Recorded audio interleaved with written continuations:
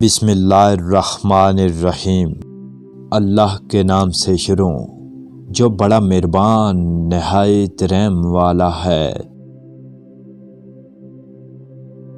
حکومت کا پہلا فریضہ امن و امان برقرار رکھنا تاکہ مملکت کی جانب سے عوام کو ان کی زندگی، املاک اور مذہبی اعتقادات کے تحفظ کی پوری ضمانت حاصل ہو۔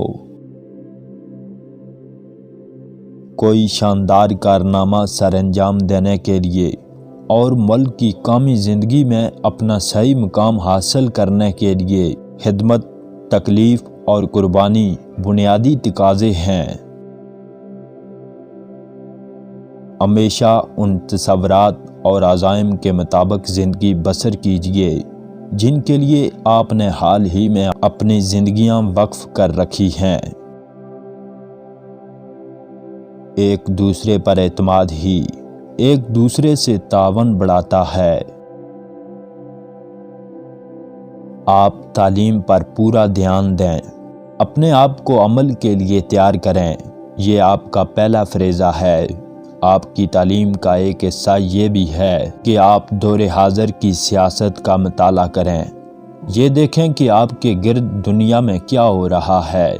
ہماری قوم کے لیے تعلیم زندگی اور موت کا مسئلہ ہے۔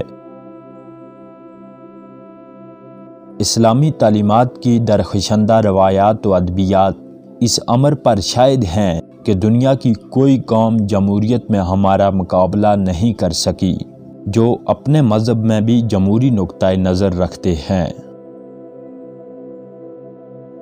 علم تلوار سے بھی زیادہ طاقتور ہے، اس لیے علم کو اپنے ملک میں بڑھائیں، کوئی آپ کو شکست نہیں دے سکتا۔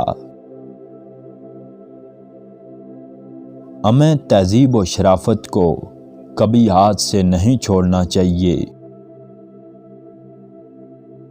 میں اپنے نوجوانوں کو یہ بات اچھی طرح بتا دینا چاہتا ہوں کہ وہ خدمت، ہمت اور برداشت کے سچے جذبات کا مظاہرہ کریں، ایسی شریفانہ اور بلند مثالیں قائم کریں کہ آپ کے علم ہم اثر اور آنے والی نسلیں آپ کی تقلید کریں۔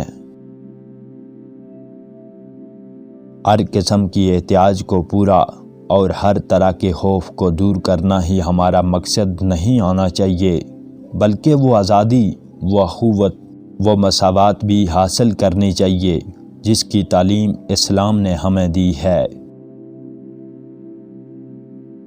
بڑے سے بڑے اور چھوٹے سے چھوٹے ہم سب مملکت کے ملازم اور خادم ہیں۔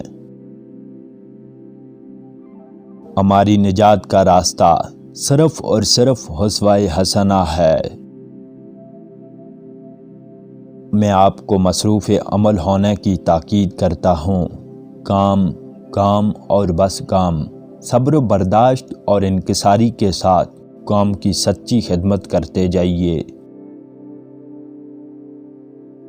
اپنی تنظیم اس طور پر کیجیے کہ کسی پر بھروسہ کرنے کی ضرورت نہ رہے، یہی آپ کا واحد اور بہترین تحفظ ہے، اور اپنے حقوق اور مفادات کے تحفظ کے لیے وہ طاقت پیدا کر لیجیے کہ آپ اپنی مدافعت کر سکیں۔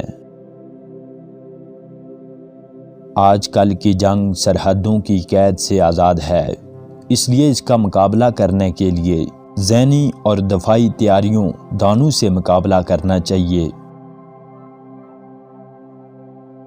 کسی بھی شخص کے پاس کیا جواز ہے کہ وہ عوام الناس کے لیے انصاف اور رواداری اور دیانتداری کے اعلیٰ معیار پر مبنی جمہوریت، مساوات اور آزادی سے گھبرائے۔